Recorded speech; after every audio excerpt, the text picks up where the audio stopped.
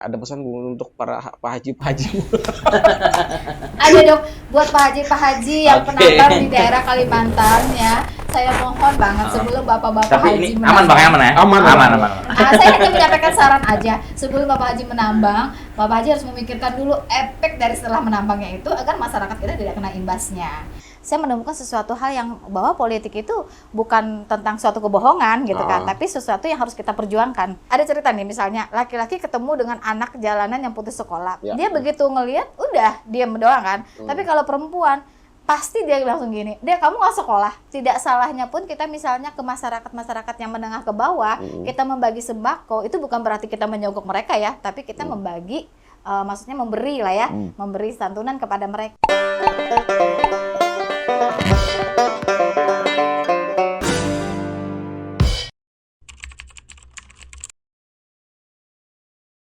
Hari ini kita kedatangan seorang tokoh muda, inspiratif, dan yang paling penting itu perempuan. Nah, namanya Kak Siska Dalpen. Jadi sebelum podcast tadi malam, saya pribadi udah searching nih kan, siapa Kak Siska Dalpen ini segala macam. Sudah cek Instagram, pemberitaan segala macam. Ketemulah sebuah kata kunci bahwa Kak Siska Dalpen ini dulunya seorang model busana. Artinya kan ada kontradiktif nih kan, dari model busana berpindah haluan menjadi seorang tokoh politik. Jadi sangat jauh ya. Sangat jauh. Perpindahannya. Jadi bolehlah dulu diperkenalkan siapa sama Kak Siska Dalpen hari ini. Oh iya. Makasih untuk waktunya hari ini. Terima kasih undangannya. Sama-sama Bu, terima kasih juga. Biar lebih akrab kita dipanggilnya kakak aja ya kan. Ya. Bisa Bu Bang. Ya, siap Kak. Ya. Jadi saya memang dulunya aktifnya di dunia model gitu ya, untuk model busana muslim, model busana muslim, yang dari sekolah sampai di tahap ini. Dan untuk saat ini 3 tahun ini kita ikutnya jadi mush aja. Mus dari brand-brand muslim ya, yang udah terkenal gitu kan. Jadi setiap kali show kita diundang jadi mushnya mereka gitu. Nah kebetulan karena seringnya bergaulnya bertemulah dengan orang-orang banyak gitu ya, ketemu dengan si A, si B, yang ranahnya kadang-kadang tidak semuanya adalah dunia fashion, tapi ranahnya juga ada yang usaha, ada yang di dunia politik. Akhirnya pertemanan itu menjadi lingkungan yang sangat banyak, dan saya bertemu dengan orang-orang yang dunianya adalah dunia politik. Waktu di dunia fashion berapa lama waktu itu? Waktu dunia fashion yang lama, dunia fashion itu dari saya sekolah. Oh, dari sekolah. Dari sekolah, saya udah terjun di dunia fashion.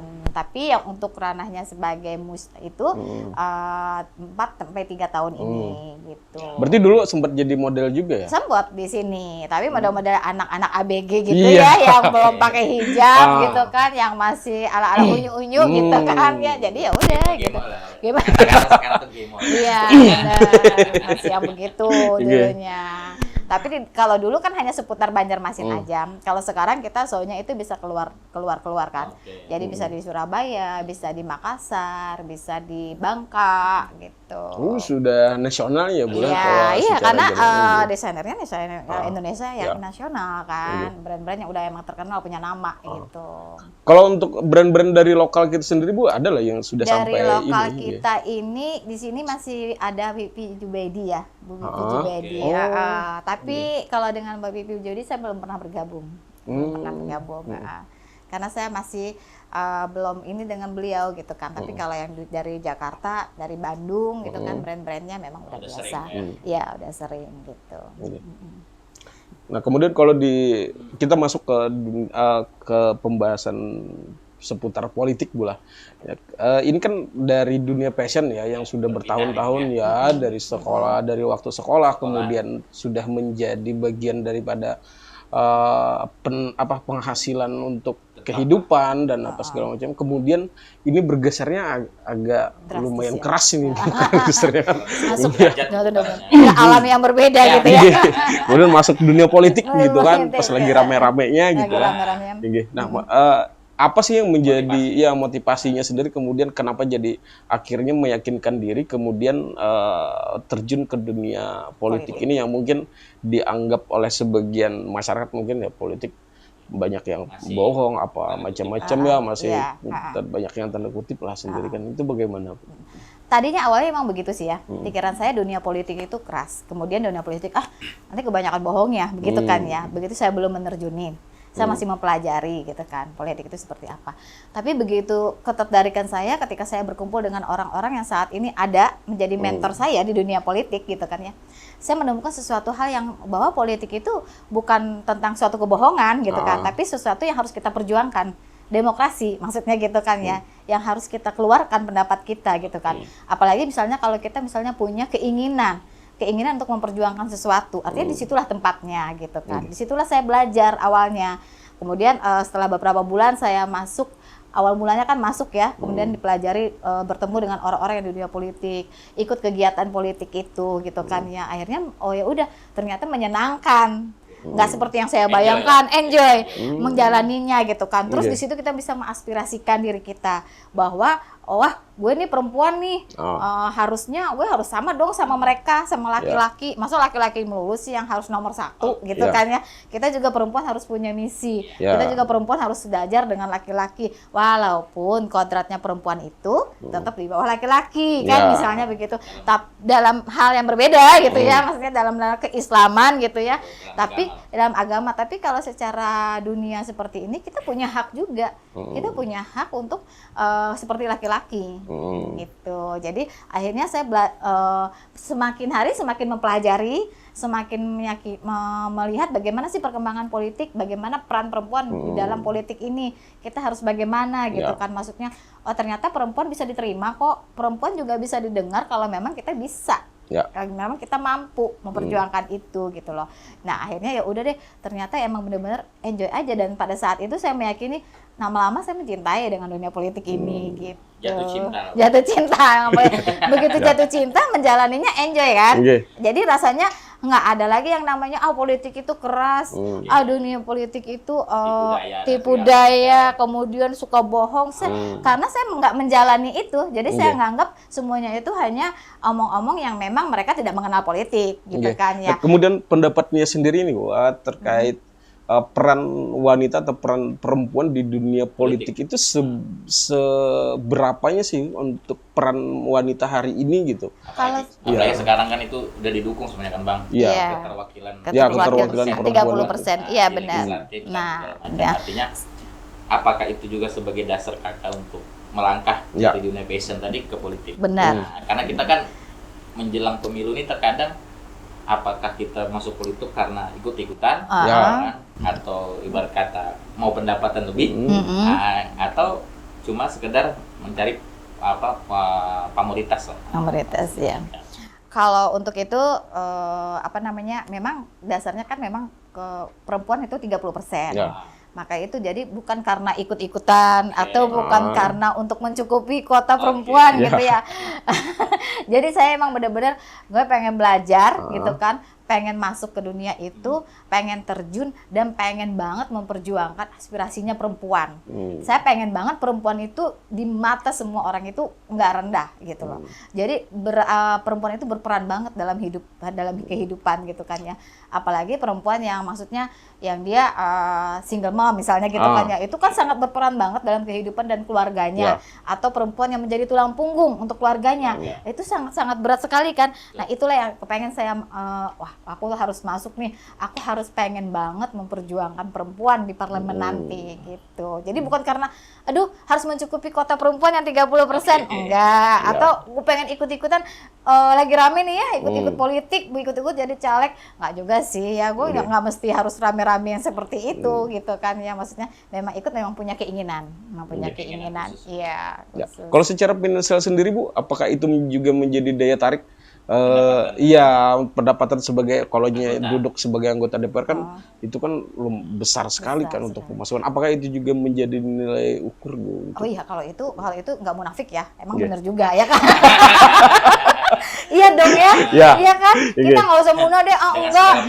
Iya, dengan segala fasilitas yang dimiliki yang diberikan untuk kita gitu kan. Iya memang itu juga salah satu ketertarikan saya gitu kan ya. Karena perjuangan kita kalau kita melakukan itu kita menang, kita berhak mendapatkan itu artinya kan. Dan itu salah satunya juga. Jadi kalau saya bilang enggak itu menang banget gitu kan. Jadi memang benar itu juga salah satunya karena setidaknya dengan begitu kita punya kehidupan yang layak ya kan istilahnya gitu.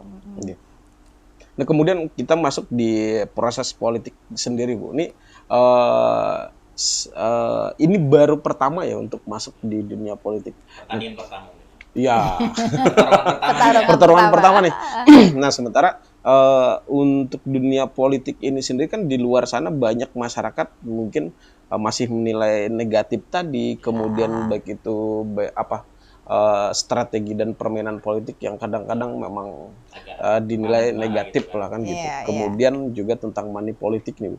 Nah, pandangan Ibu sendiri mungkin terkait money politik khususnya di Kalimantan Selatan yang mungkin itu juga sudah tertanam di masyarakat kita bahwa setiap tahun atau setiap masa pemilu money politik itu ada yang sudah yang ditunggu-tunggu, kemudian juga ada mungkin sebagian masyarakat yang menolak hal itu. Nah, untuk Ibu sendiri hari ini pandangannya untuk money politik, kemudian kos yang harus disediakan untuk pencalonan sebagai anggota DPR RI ini, bagaimana Bu untuk kesiapan? Kalau untuk money politik saya kurang suka, kurang setuju artinya ya, karena kalau money politik itu bagaimana kita bisa berdemokrasi secara adil dan jujur ya kalau kita sudah menggunakan money politik.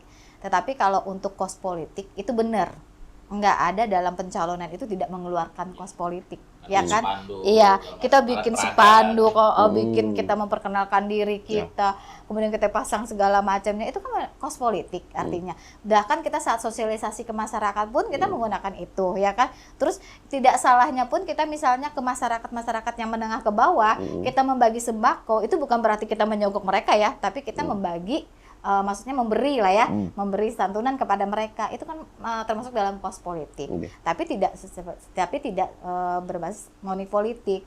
Kalau money politik yang sekarang yang ada di dalam pikiran masyarakat, setiap caleg itu ada serangan pajar begitu kan ya maksudnya. Kalau itu yang ada dalam pikiran masyarakat saat ini, berarti kita dipilihnya bukan karena hati kan, bukan karena apa yang mampu kita lakukan kepada mereka, tapi mereka memang melihatnya dari segi uang gitu kan. Apa yang dikasih, sementara bukan hanya kita yang mengasih, banyak juga yang berlomba-lomba yang mengasih saat itu. Akhirnya mereka tidak punya kekuatan yang mana sih yang harus saya pilih sesuai dengan kita yang bisa mengaspirasikan pendapat kita gitu kan, atau bisa menampung kita nantinya pada saat dia di parlemen misalnya gitu kan, yang bisa menjadikan ininya buat kita berkembang di daerah kita, kan nggak ada yang seperti itu. Nah, untuk kos politik sendiri Bu, itu apakah itu pakai dana pribadi atau ada donator atau ada sponsorship gitu? Iya, atau memang sudah ditabung, disiapkan jauh-jauh hari misalkan. Ya memang ini untuk kos politik. Iya, untuk kos politik. Alhamdulillah kalau untuk kos politiknya saya masih disupport dari berbagai pihak ya. Kemudian tapi tetap ada sih kos pribadi ya berarti kan. Artinya banyak yang mendukung nih untuk Ibu bisa duduk sebagai anggota DPR kan. Karena kalau misalnya secara pribadi aja, kalau itu kan kita harus menyiapkan lumayan besar ya kan artinya. Dan untuk persiapan-persiapan yang seperti itu sebelum-sebelumnya kan belum terpikirkan oleh saya. Jadi ya udahlah, kita misalnya majunya tadinya bismillah aja, tapi alhamdulillah di belakang ada yang mensupport. Gitu. Ada banyak nggak Bu pada saat ini kan awalnya kan di dunia fashion ya kan, artinya dunia lebih ke entertain, kemudian bisnisnya di situ kan. Nah, kemudian masuk dunia politik, kemudian menjadi calon anggota legislatif ya kan.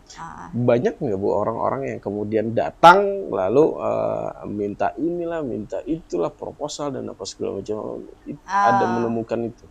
Iya, memang kalau tiba-tiba baik, benar. Kalau itu banyak dalam artian mereka banyak banyak kegiatan ya, banyak kegiatan yang maksudnya kita mensupport gitu kan ya. Artinya mereka menjual nama kita gitu kan. Banyak sih kalau yang itu. Cuman saya masih setiap kegiatan selalu menimbang. Artinya kegiatan ini emang benar-benar bermanfaat kah buat kita gitu kan. Kalau hanya sekedar untuk cuman sekedar dia nama kita doang, kayaknya nggak juga gitu. Jadi banyak kalau buat itu banyak. Misalnya kegiatan, kayak contohnya 17 Agustusan, wah itu banyak banget gitu kan, Ya. karena mereka lomba ini, lomba itu ya. Ya. Tapi karena itu 17 Agustusan, kita juga merayakan hari kemerdekaan kita, ya udah nggak apa-apa gitu kan, sambil kita juga disupport sambil kita perkenalan ke desa-desa mereka gitu kan. Cuman kalau untuk yang lain-lainnya itu kadang-kadang nggak semuanya kita penuhin. Apalagi misalnya untuk masalah misalnya di kampung, misalnya mereka bilang apa, misalnya yang perbaikan musola atau segala mereka itu belum ya. Maksudnya Ya, belum. kita bisa melakukan itu nanti, tapi maksudnya pada saat kita nanti begitu kita sudah duduk atau segala macam kita akan memikirkan itu gitu kan ya. Tapi kalau untuk saat sekarang kayaknya itu belum deh kan gitu kan ya. Jadi ada yang harus saya filter juga. Nah ya. Tapi kalau untuk memang begitu emang banyak yang datang. Untuk minta banyak support juga ya. segala macam itu banyak. Minta. Dari berbagai organisasi yang ingin melaksanakan kegiatan-kegiatan gitu. Sama ini Bang, yang penting juga sebenarnya. Ini kan perempuan kan, biasanya kan di perempuan nih Bang, kalau dunia politik itu tabu lah bahasanya. Ya. Kalau bahasa kita anak-anak organisasi ini meragukan. Nah, kalau seorang perempuan memimpin itu kan terkadang bagaimana ke depannya gitu. Ya. Nah, jadi setelah kakak masuk dunia politik ini, mencalonkan diri, apa sebenarnya tantangan yang paling besar? Selain pada misalnya, oh itu perempuan. Apalagi mungkin di dapil berapa orang perempuan ya? Di dapil ada 2. 2. Berarti kakak sama 1 orang. Iya. Kira-kira tantangan terbesarnya apa ketika seorang perempuan ini terjun langsung ke dunia politik? Ah, Karena kalau dalam Al-Quran tuh mengatakan pemimpin itu terbaik adalah laki-laki. Laki-laki, Ya. benar. Itu kan sering dikait-kaitkan tuh Bang. Iya benar. Kalau perempuan yang memimpin nanti kehancuran datang, segala macam gitu-begitulah. Iya. Dan itu jadi ayat-ayat politik.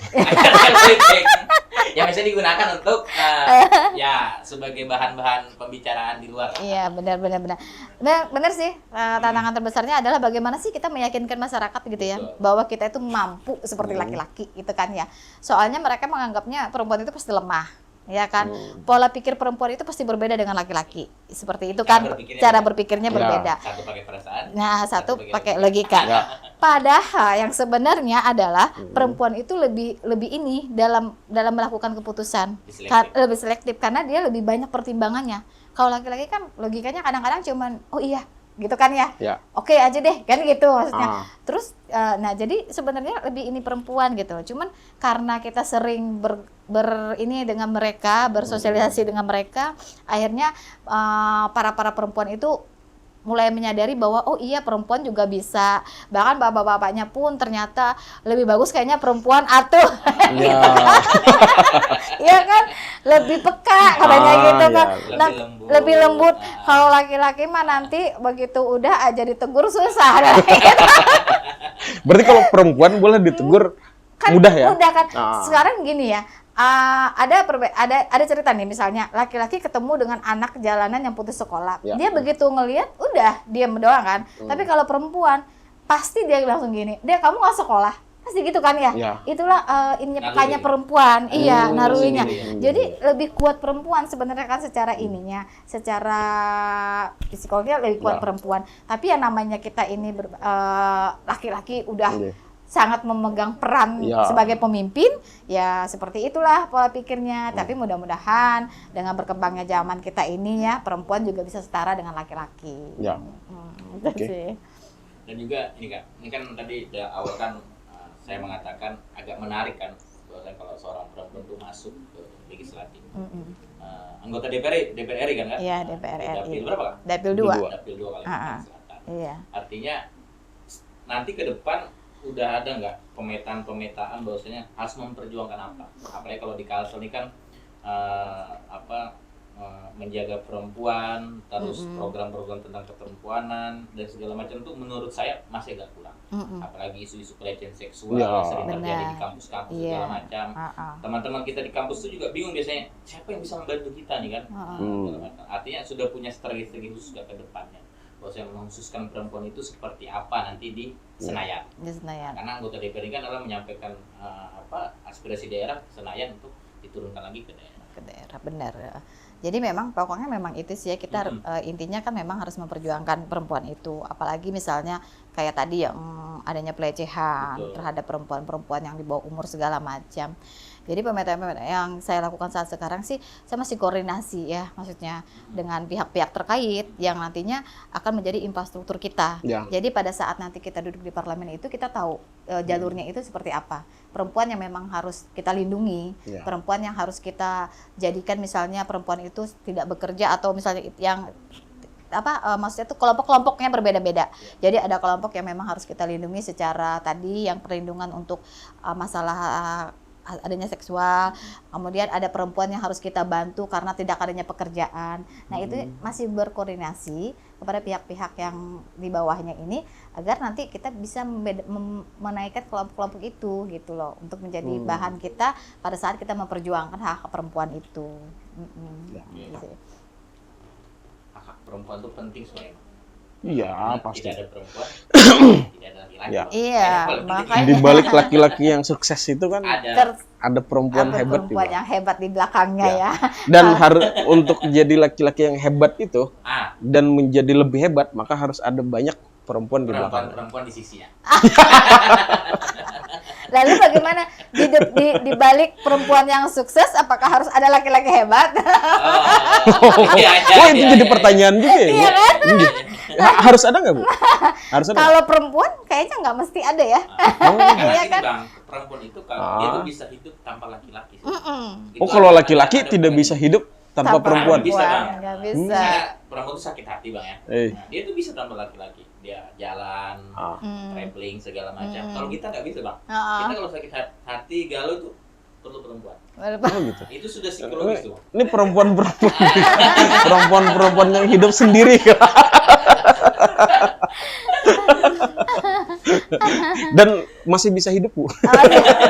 Masih bisa hidup ya. Walau sendiri. Sampai saat ini ya. Iya. Tapi saya Masih juga bisa sendiri. Makanya saya jiwanya kalau perempuan itu ini banget gitu loh. Karena saya merasakan bagaimana menjadi tulang punggung ya kan, bagaimana harus berpikir hidup untuk hari ini, hidup untuk kedepannya bersama anak ya kan. Terus bagaimana memperjuangkan perempuan itu di depan orang banyak gitu kan. Bagaimana kita menjadi perempuan yang benar-benar bisa dihargai gitu kan. Jadi jiwa saya kalau untuk masalah perempuan memang benar-benar ini banget gitu. Makanya gue harus terjun ke dalam dunia ini agar perempuan-perempuan itu benar-benar sama di mata masyarakat itu dengan laki-laki dan tidak dilecehkan lagi gitu kan ya. Karena kan sedikit aja perempuan ini mereka melakukan sesuatu yang bisa jadi orang memandangnya sebelah mata ya kan. Iya kan, kalau perempuan itu salah langkah sedikit aja orang udah mandangnya sebelah mata gitu. Nah itulah yang kita harus, Hukum sosialnya lebih tinggi. menurut lebih tinggi. Nah itu makanya Apalagi kalau wanita lama udah usia tua, misalnya udah masuk ke 25 kemudian ke atas, ternyata nggak nikah-nikah kan jadi omongan para tetangga masyarakat gitu kan. ya. Sementara kalau laki-laki kan ya dimaklumi mungkin karena dia masih memperjuangkan pekerjaan dan keluarga-keluarganya. Ya itu sih pandangan-pandangan di masyarakat juga masih agak jomplang juga terhadap perempuan hari ini. Cuman kan sekarang zamannya bukan zaman Siti Nurbaya ya. Oh, Yang ya. harus menikah di usia 20 tahun harus menikah perempuan gitu kan. Bukan seperti itu lagi karena perempuan sekarang kan punya hak, masih punya hak untuk bekerja, punya hak untuk berkarir ya kan. Jadi nggak harus menikah di usia muda lagi. Karena belum tentu menikah di usia muda mereka langgeng. Tiba-tiba aja menikah di usia muda 1 tahun Belum matang. Dan itu faktanya banyak, Bu. Ternyata Banyak di sekali, kan. pengadilan Nah, kita makanya, perceraian muda. Nah itu juga. Pernikahan muda pula itu yang banyak. saat ini saya sering ke anak-anak yang muda-muda maksudnya Iya. gitu. Baru nikah, Iya baru baru nikah. Iya. atau yang belum nikah misalnya galau misalnya karena belum dapat jodoh. Kamu nggak usah khawatir dengan jodoh. Kenapa? Karena masa-masa ini kamu memperjuangkan diri kamu, kamu memperlihatkan bahwa kamu bisa melakukan sesuatu gitu kan. Nggak harus kamu memikirkan kapan gue nikah gitu kan. Kapan nanti buru-buru nikah juga 2 bulan 3 bulannya berpisah, ngapain juga. Lihatnya situ, Bu. Ada tambahnya ya. Biar jadi motivasi. Iya. Motivasi kali ini ya. Iya, jadi nggak usah yang begitu. Tapi kita kembali lagi sih, kalau kita misalnya mempertanyakan perceraian sebelumnya itu adalah takdir ya, itu jodoh, maut kan udah diatur segalanya. Cuman kalau bisa untuk yang muda-muda sekarang, perempuan sekarang sih saya selalu memberikan jangan deh untuk menikah di usia muda dulu. Muda. Iya, nikmatin dulu. carilah jati diri kita dulu sampai di mana gitu loh. Kita ini sebenarnya mau jadi apa sih gitu kan. Ini masalahnya nggak ketemu-ketemu nih, mau jati dirinya udah. Nah, kalau nggak ketemu-ketemu baru cari jodoh ya kan. Nah, soalnya sekarang kalau kita cari jodoh, habis itu kita menikah, kalau cuman jadi tulang punggung nggak usah deh, iya kan? Ya. Kodratnya perempuan adalah tulang rusuk, bukan tulang bukan tulang punggung. punggung. Nah, tapi kan Ada lagi nih. iya benar. Iya. Kecuali kita nantinya setelah itu kita membantu perekonomian keluarga, itu wajar. Tapi bukan kita yang jadi tulang punggungnya gitu. Oke.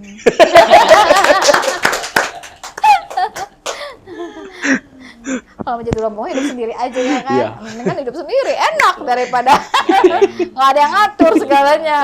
Iya benar. Tapi kelihatan Bang, karena ada mungkin dari pengalaman juga kayak menyebabkan bahwasanya mungkin kakak tadi beranjak tuh kan dari passion ke dunia politik. Iya. Ini juga jadi pertanyaan penting sebenarnya. Ini kan Kalimantan Selatan nih kan. Iya. Kalimantan Selatan ini kan terkenal sebagai sumber daya alam yang cukup besar.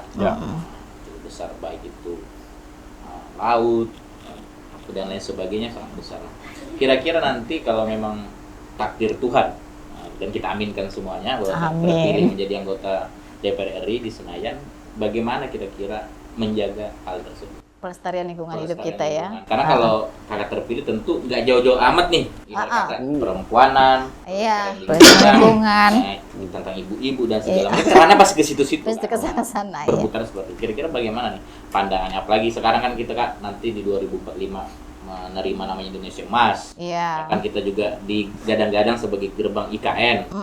Kesiapan-kesiapan itu kan penting sebenarnya. Karena kalau menurut saya pribadi, kita jangan sampai jadi, mohon maaf, Betawi kedua. Saya sering bilang gitu Bang, Betawi kedua. Artinya kita yang menerima infrastruktur tapi bukan kita yang menikmati. Benar. Iya, itu harus kita siapkan sih. Memang harus kita pikirkan untuk melestarikan lingkungan hidup. Apalagi daerah kita ini tambang ya.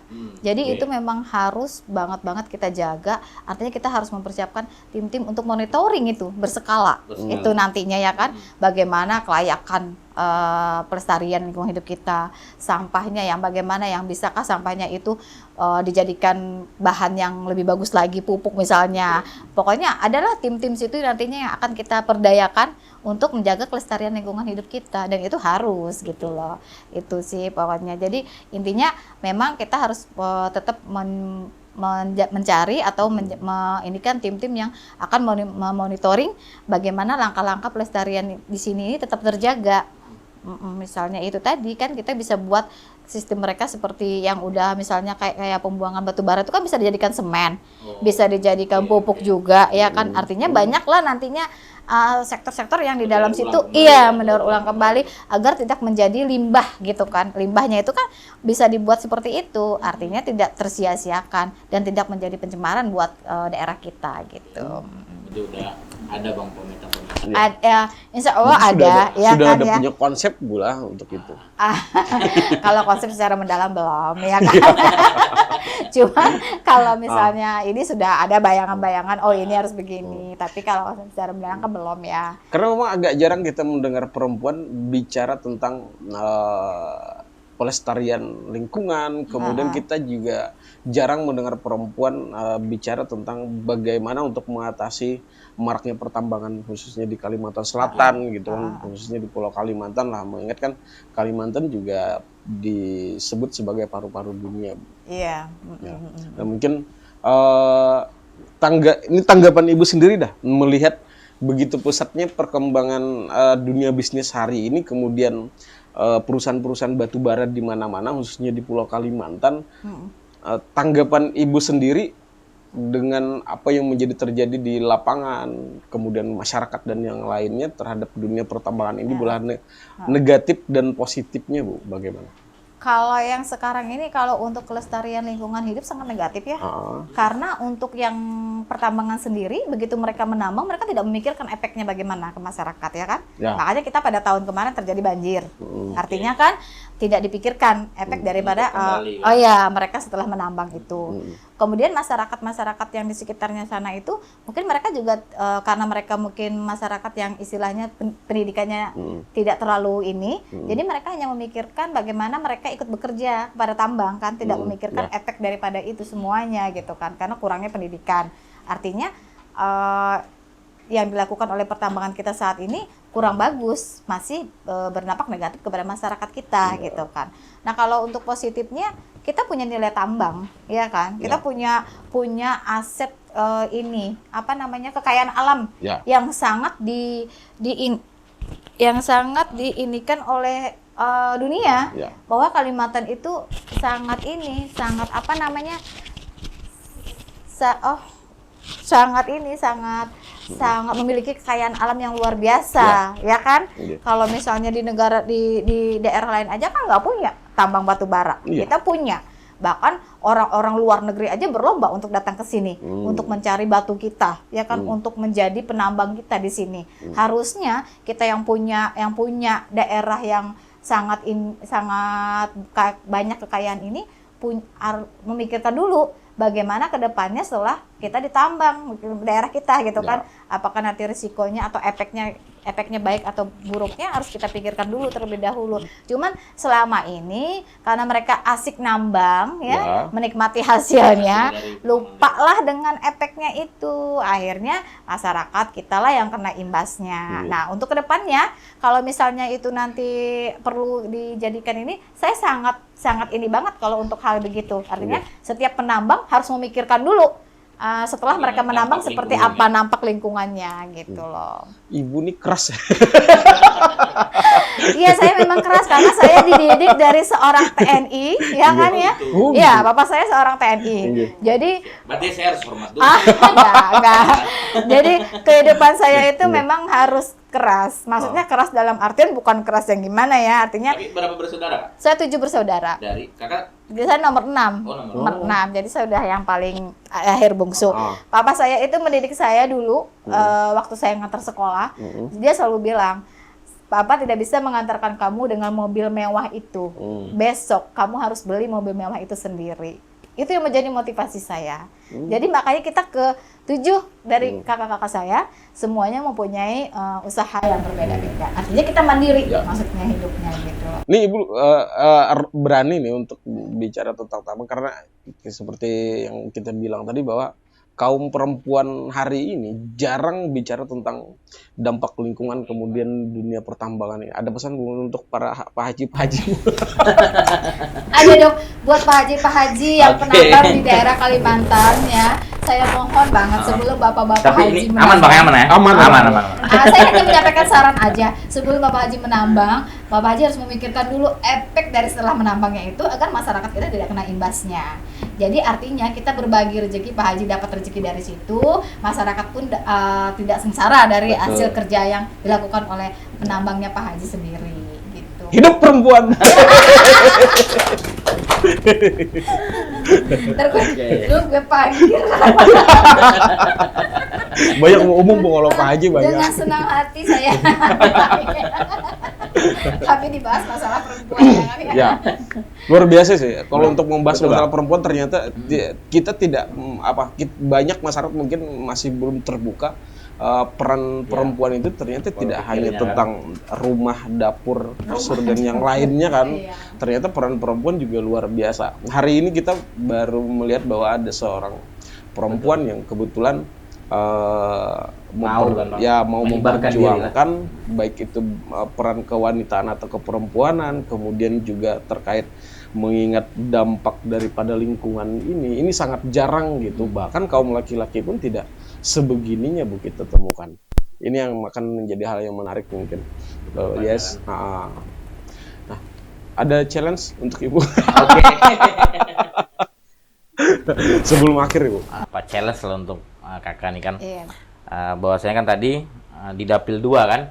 Dapil 2 kalau menurut saya tentu di Dapil 2 Kalimantan Selatan ini udah ada petahana-petahana Bang. Banyak petarung handal ya. Iya, petarung handal. Dan itu besar. Apa kalau kita sebut jalur-jalur neraka lah kan? Daerah-daerah neraka. Daerah neraka nih, Dapil neraka kalau saya dengerin neraka. Nah, kira-kira Kakak ini sebagai pemain baru, saya bilang sih pemain baru kan, Iya. pemain petarung baru, sudah punya nggak backup politik? Nah, karena petahana-petahana ini saya dengar Bang, udah punya pasti backup. lah, Udah punya Ya kan, di backup A, B, C. B, C, Nah, ya kakak kan? kira-kira udah di backup nggak? Nah, karena kalau sejak di backup pribadi aja, menurut saya nggak tahan Bang. Kalau backup Karena diri sendiri. itu tadi dapil neraka kan. Dapil Neraka neraka udah ya. ya. Tahu kira-kira dari namanya aja hari kan ini udah berat udah tuh. punya backup tadi nggak? Ya, Dan bagaimana menurut kakak maksud dari kata-kata backup tadi? Perlu atau enggak sebenarnya backup pengusaha, backup ini dan segala macam? Iya benar itu. Oke. Makanya saya bilang tadi ini pertanyaannya nyari-nyari sedap. Oke. Gitu. Dijawab apa enggak? Tapi saya senang kok pertanyaannya. Oke. Artinya kalau menurut saya ya, kan di sini kan semuanya petarung-petarung andal. Ya. Kalau bicara masalah backup tadi, saya kalau backup yang pertama adalah saya punya Allah. Oke. Backup dari semua backup yang saya punya. Allah Iya Akbar. kan? Allah. Iya kan? Itu betul. Bener kan? Ketika Allah bilang, saya mudahkan jalan kamu, aku ridho, Kun fayakun. jalannya lempeng. Betul. Dan selama ini yang saya jalani seperti itu. Alhamdulillah. Merinding saya Bang. Iya, alhamdulillah. Begitu saya ingin menemukan sesuatu misalnya, Heeh. datang yang ingin menuju jalan ke sana. Begitu saya ingin misalnya saya perlu ini, saya perlu komunikasi dengan ini, datanglah si B yang menuntun saya untuk jalan ke sana. Oke. Artinya backup yang saya dapat itu benar-benar dari atas. Bukan yang si A, si B gitu ya. Artinya maksudnya kalaupun ada si A, si B di belakang saya nantinya itu benar-benar datangnya dari yang di atas juga. Oke. Jadi saya tidak bisa menyebutkan si A hari ini backup saya tidak bisa. Maksudnya ya identitas gitu maksudnya. Kalau yang mereka punya kan punya identitasnya ya kan, Oke. backupnya oh ini yang paling kaya di sini, ini yang Oke. paling hebat di sini, Ya. ini backupnya adalah dari pejabat ini misalnya oke. gitu kan. Saya enggak, saya backup saya adalah Allah. Saya hanya minta ridhonya. Begitu dia ridho, insya Allah jalan saya terbuka lebar. Dan semua orang yang menolong saya saat ini itu adalah kiriman dari Allah. Saya cuma itu aja sih. Dan saya meyakini itu karena saya sudah menjalani beberapa lama ini, saya sampai duduk di sini, itu semuanya jalannya seperti itu gitu. Saya nggak punya siapa-siapa di dunia politik. Saya nggak ada keturunan politik. Saya nggak punya siapapun di dunia politik. Tapi saya bisa masuk ke dalamnya, bisa duduk untuk menjadi calon di RI-nya, itu semuanya karena Allah kan. Jadi bukan karena siapa-siapa. Oke. Makanya saya meyakininya niat saya duduk di parlemen ini memang ingin memajukan peran seorang perempuan. Dengan lillahi ta'alanya, saya tidak berniat yang apapun, artinya ya, saya pengen memang benar-benar bahwa perempuan itu memang harus lebih maju, itu aja. Luar biasa. Oke. Oke. Dan ini satu kepandaian seorang politik tuh seperti ini ngomongnya. Karena beda kan Bu ngomong di dunia fashion kemudian Ya. ngomong atau ngobrol di dunia politik kan beda. Beda. Dunia Retorika dan segala macam. Iya. Iya, Udah. dunia fashion ngomongnya baju gue bagus nih ya kan. Tiba-tiba harus ngomong yang berbeda ya kan, benar. Ini challenge terakhir Bu, challenge terakhir. Kejebak lagi nih. Oh enggak lah. Aman. Aman. Insya Allah tidak terjebak. Jawab ya Bu. Dijawab dong. Untuk menjadi calon anggota DPR RI sampai hari ini sudah berapa Bu habis uang Ya. kos? Apakah itu sebanding Sebanding. dengan nanti apa yang didapatkan? Iya. Gimana nih, harus dijawab apa enggak? Artinya sudah berapa nih kan? Sudah Mau berapa gocek habis nih kan? Kos politik tadi sudah berapa meter? Iya. Benar. Kayak belum menghitung secara rinci ya. Oke. Oh berarti belum menotal nih? Belum menata. Oke, belum Cuma- Kisaran aja Bu. Cuma sudah Ada yang aneh. karena udah harus masuk ke Siskadeka yang Ya. dari pusat kan. Ya. Kita kan setiap dana kampanye Oke. harus dimasukkan Ya, karena betul. untuk audit di akhirnya begitu kan ya. Cuman kalau dari segi ini mungkin udah berapa ya? Ratusan ada lah ya Oke. gitu. Tapi itu semuanya bukan money politik. Itu cash politik cash yang politik. memang kita ini kan ke masyarakat. Akomodasi ya, dan akomodasi biaya dan kemana lain-lain. kita dan sebagainya. Tapi nggak terlalu yang berlebih-lebih kayak yang jor-joran begitu enggak. Masih Maksudnya ratusan nggak ya? ada. Iya masih. Belum meter. Belum. Ya. Mungkin itu akan terjadi pada saat mendekati hari Oke. ya.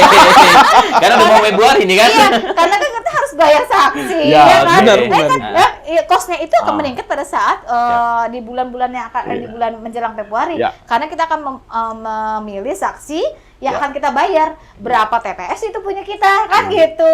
Itu sebenarnya. Tapi saksi-saksinya udah ada, Bu? Alhamdulillah sudah ada. Kita udah Kirain ada. belum ada, Bang. Kita boleh daftar gitu. Boleh Banyak nanti ya yang saksi jadi saksi. tambahan ya. boleh. Jadi itu ada tim kita yang udah mengkoordinir semuanya Oke. itu. Nah, itu belum terkoskan lagi, belum terhitung. Sudah terhitung sih anggarannya, tapi kan belum dipos-poskan begitu loh. Kalau untuk yang saat ini masih yang seperti itu aja. Itu hanya untuk yang baleho, habis itu yang kita sosialisasi dari masa sosialisasi kemarin aja sampai saat ini gitu. Oh gitu. Oke. Ada pesan Bu untuk kaum perempuan Bu?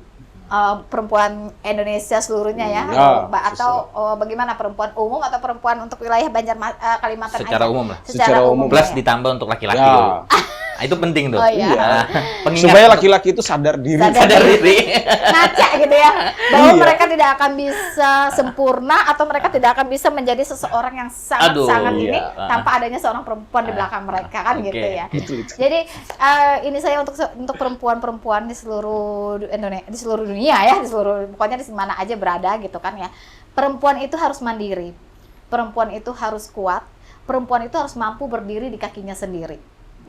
Dan perempuan itu harus bisa menjadi seorang ibu bagi anaknya, seorang istri bagi suaminya, dan seorang yang bisa dijadikan panutan bagi keluarganya. Artinya perempuan itu memang mandiri, tapi juga tetap sebagai kontraknya sebagai perempuan. Kemudian untuk para laki-laki, Oke. Ini bahaya nih. para laki-laki Direkam ya. tidak ada laki-laki hebat, tidak ada laki-laki yang sampai saat ini Oke. luar biasa hebatnya tanpa adanya seorang perempuan di belakangnya. Jadi jangan pernah menyia-nyiakan seorang perempuan, karena kehebatan laki-laki adalah ada perempuan hebat di belakangnya. Itu saja. Tapi perempuannya boleh satu atau dua tuh? Kalau masalah itu sih, Oke. Kan satu perempuan hebat nih kan. Berarti kalau ditambah satu lagi tambah hebat. hebat Oke. ya. Selama laki-laki itu mampu. Oke. Iya, artinya selama mampu. Oke. Mampu. Kalau Sudah saya pada sih, mampu. iya, kalau saya sih prinsipnya selama laki-laki itu mampu, ya silakan. Selama laki-laki itu tidak menyakiti yang ada, Oke. mungkin nggak masalah gitu kan. Hormat kita nih. Iya, daripada dia bermain-main yang nggak jelas, Oke. mendingan seperti itu. Menurut saya, ya kan. Kalau saya jadi perempuan misalnya ya. Terus tiba-tiba aja laki-lakinya itu adalah laki-laki yang mampu, Ya. kemudian laki-laki yang pengen ya misalnya dia menambah, nggak masalah, daripada dia main-main yang nggak jelas malam-malam Betul. keluyuran, silahkan gitu kan. Iya. Selama dia mampu Mampu. menghidupi ini dengan benar, layak, kemudian ya udah nggak masalah gitu loh. Emang kodratnya, karena kita memang sudah ada ininya ya, laki-laki itu diperbolehkan, ya kan. Ya. Artinya perempuan Lebih juga dari satu. perempuan juga harus Menambah ikhlas kehebatan tadi menerima, kan? ya kan. Dan itu merupakan kunci surga loh buat perempuan sebenarnya. Iya Surganya kan? tambah dihisap tuh, Bang. Iya. Jadi perempuan yang tersakiti karena itu nggak usah deh, nggak usah yang menderita banget. Aduh, gue hidup yuk gitu-gitu kan. Nggak Iya. usah, harusnya maksudnya, mungkin tidak semudah yang kita omongkan. Iya. Tapi Oke. bagi saya bangkitlah gitu loh. Jadi kita berpikirnya realistis aja. Mungkin dengan cara begitu suaminya akan lebih baik. Ya kan kita nggak tahu kan. Jadi ya udah gitu aja. Apalagi nih. Ya, Aduh. Apa tuh? Oke, mungkin terakhir nih ya. Uh-uh. Terakhir tadi pembahasan masalah perempuan harus berapa itu kan saya simpan. Ayo. Nah, itu kan, jadi nanti bagi saya kan. Kan itu benar, Bang. Karena kan ada kata-kata laki-laki hebat tuh karena ada perempuan hebat kan. Iya. Jadi saya balik, Bang. Kalau mau tambah hebat, berarti tambah lagi Tambah perempuan lagi. yang Iya. mau hebatnya tambah lagi kan. Karena begitu dia, bukannya saya mau membolehkan itu, tidak ya. Karena saya sebagai seorang perempuan, Oke, yang ada penting rasa, bisa- ada perasaan yang mungkin tersakiti itu Oke. wajar. Tapi buat laki-laki begitu dia ada satu perempuan, dia merasa hebat, kemudian dia menambah lagi dengan perempuan lain, dia punya tanggung jawab yang besar. Oke. Artinya Tambah. dia bekerjanya itu lebih giat. Oke. Bekerjanya Sisi itu lebih positifnya. itu dari segi positifnya ya. Gue harus ngehidupin ini dua-duanya Ya. atau ini tiga-tiganya kan gitu. Harus lebih ekstra kan Siap. gitu Mungkin artinya. cukup, Kak. Bahaya ini terlalu dipanjangkan ini kan. Nanti ada yang kelahi di rumah nih kan. Atau siapa gitu kan bisa balik dari rumah kan. Atau tidur di luar malam ini kan bahaya gitu sebenarnya. Ini kok perempuan kok ngebelain cowok, katanya enggak, saya nggak ngebelain cowok. Saya bisa merasakan bagaimana sakitnya hati seorang perempuan jika itu terjadi. Tapi kita perempuan nggak usah deh kita ambil sakit hatinya gitu. Hidup kita tuh harus enjoy. Itu aja. Sisi positif. Sisi positifnya aja kita ambil. Yang penting kita harus hidup kita bagaimana caranya kita mempertahankan hidup kita, anak-anak kita dan keluarga kita. Selesai. Kalau kita nggak punya keluarga ya anak kita, ya kan intinya itu aja sih kalau menurut saya. Nggak usah yang terlalu lebay-lebay banget lah jadi perempuan gitu. Ini terakhir mungkin closing statement lah. Dari segala ketidakpastian hari ini tentang demokrasi, politik, money politik, black campaign dan segala macam, dan tentu juga hari ini kita dihadirkan dengan pemilih muda. Generasi Z tadi kan, generasi muda, kira-kira bagaimana nih closing statement dari kakak untuk meyakinkan kita para anak-anak muda mencintai namanya politik? Karena politik ini kan bagian dari hidup kita. Cuma kita sebagai anak muda ini terkadang memfilterisasi politik itu. Nggak usah. Aku golput aja deh.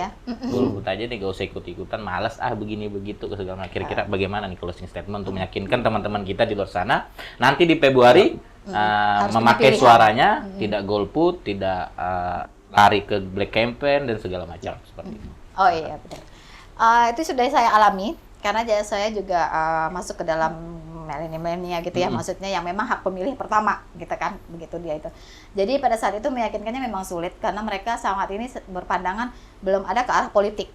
Mereka mikirnya apaan sih gitu kan ya, nggak jelas deh, nggak tahu, nggak ngerti tentang politik gitu kan. Nah, tapi kita dengan cara kita bersosialisasi ke mereka, akhirnya kita bawa mereka itu harus menjadi penentu, gerbang penentu pertama saat ini ya kan. Jadi mereka harus punya hak pilih dan mereka harus mengerti apa yang harus mereka pilih itu adalah sesuatu yang memang menjadi suatu perubahan gitu loh. Bukan hanya sekedar milih doang. Misalnya mereka anak muda, terus mereka milih, gue milih yang muda deh.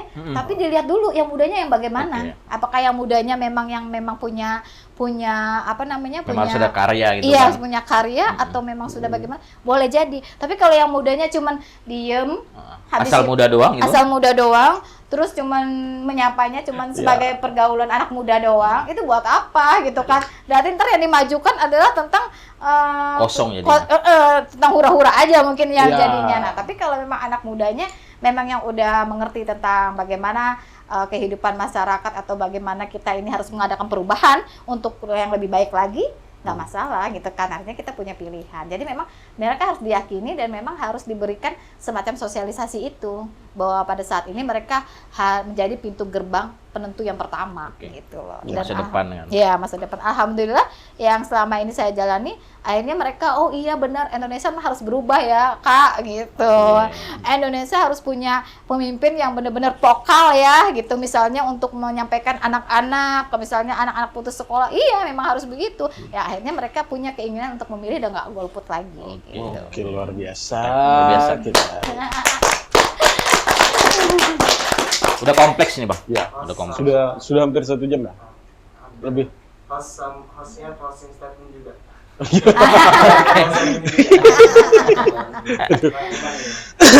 Rangkuman dong. Ini kan ada baca apa sih? Saya terus ke Ibu. Oke. Semoga amanah, Bu. Semoga amanah dan tetap menjadi perempuan hebat, dan kita akui bahwa hari ini kita baru membicarakan tentang peran wanita, dan segitu keras ternyata wanita untuk bicara baik itu di ranah politiknya, kemudian memperjuangkan hak-hak keperempuanan dan juga tentang perlindungan apa lingkungan ya, isu-isu lingkungan ini sangat luar biasa menurut saya. Semoga apa yang menjadi niat baik kita mendapatkan imbalan dan bernilai ibadah. Amin ya rabbal alamin. Dan harap untuk masyarakat khususnya Kalimantan Selatan bisa memberikan hak pilihnya sendiri, yang mana itu akan menentukan untuk baik itu Kalimantan Selatan ya ataupun Indonesianya untuk 5 tahun ke depan. Iya, benar. Ya. Oh, saya juga. Oh itu. Oh, saya juga. Ya. Artinya alhamdulillah jadi setelah perbincangan kita tadi Oke. bahwa memang di mata masyarakat mudah-mudahan terbukanya perempuan itu layak di parlemen atau layak menjadi pemimpin ya kan, tidak dipandang rendah lagi. Dan mudah-mudahan juga nantinya ketika masyarakat punya hak pilih, itu mereka benar-benar memilih yang memang bisa menyampaikan aspirasi mereka, yang nantinya ke depannya itu untuk 5 tahun ke depan bagaimana misalnya di daerah kita ini akan lebih maju. Itu saja. Oke, terima kasih. Tadi sudah banyak banget yang dijelaskan oleh Kak Siska Dalpen. Saya manggil Kak Siska Dalpen kayak, karena Instagramnya Siska Dalpen. Menarik sebenarnya apa yang disampaikan hari ini, karena yang pertama adalah menghadirkan perempuan di ranah politik itu sangat penting. Sangat penting kenapa? Karena mencukupi keterwakilan 30% itu kan itu sudah diatur oleh undang-undang sebenarnya, dan itu wajib sebenarnya diisi. Kak Siska Dalpen hari ini hadir mencukupkan itu dan memberi warna baru di dunia politik apalagi di Kalimantan Selatan. Dan yang paling penting adalah perempuan hadir sebagai pembaru dalam roda-roda politik tadi.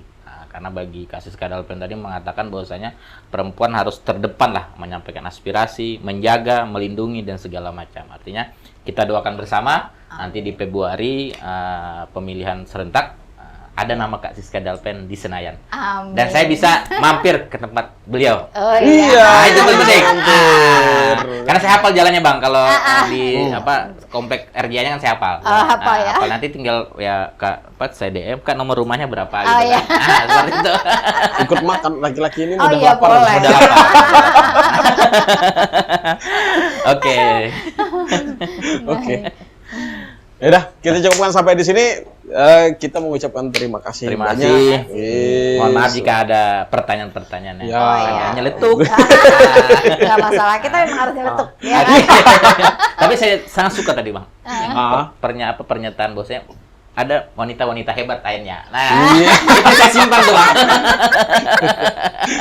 Melekat gitu ya. Melekat nih Bang. Sampai mungkin 2 minggu ke depan saya ingat terus. Oke, semoga sukses Sukses. dan Amin, ya. tercapai apa yang menjadi keinginan. Siap. Amin. Dan Ya. dari Allah SWT. Amin ya rabbal alamin. Amin. Assalamualaikum. Assalamualaikum warahmatullahi wabarakatuh.